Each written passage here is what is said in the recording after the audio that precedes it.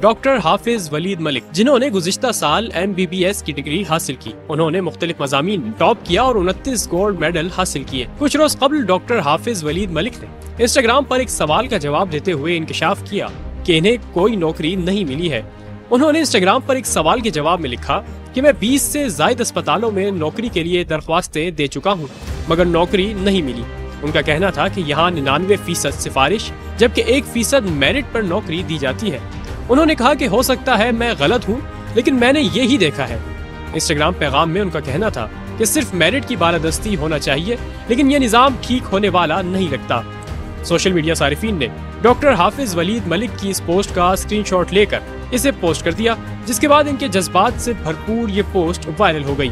BBC کی report کے مطابق ڈاکٹر حافظ ولید ملک نے گزشتہ سال کے آخر میں جب MBBS کی تعلیم مکمل کی تو انہیں کئی مضامین میں ٹاپ کرنے پر 29 گولڈ میڈل دیے گئے تھے۔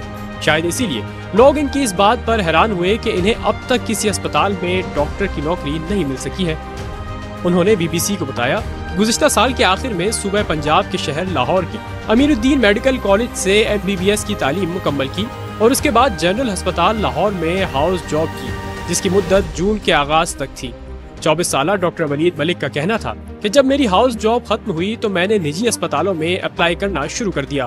ابھی سرکاری اسپتالوں کی سیٹیں کھلی نہیں تھیں۔ انہوں نے سفارش کلچر پر تبصرہ کرتے ہوئے کہا کہ نجی اسپتالوں میں سیٹیں دستیاب نہیں ہوتی، جہاں ہوتی ہیں وہاں پروفیسر کچھ بچوں کی سفارش کر دیتے ہیں۔ ان کا کہنا تھا کہ وہ سفارش کلچر کے خلاف ہے اور ہمیشہ سے میرٹ پر ڈاکٹر بننا چاہتے تھے۔ میں سوچتا ہوں کہ اگر میں اپنی CV دیتا ہوں تو وہ میرا انٹرویو کریں، اگر میرٹ پر انتخاب کر سکتے ہیں تو کریں۔